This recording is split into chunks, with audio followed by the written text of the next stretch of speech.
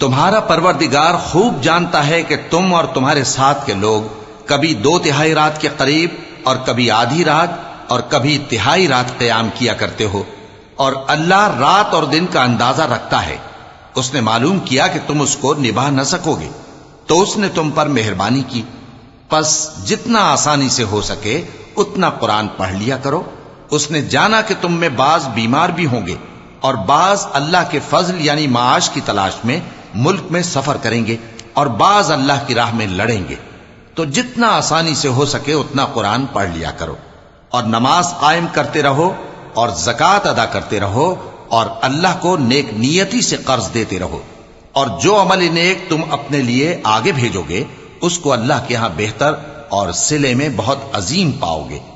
और अल्लाह से बख्शिश मांगते रहो, बेशक अल्लाह बख्शने वाला है, मेहरबान है।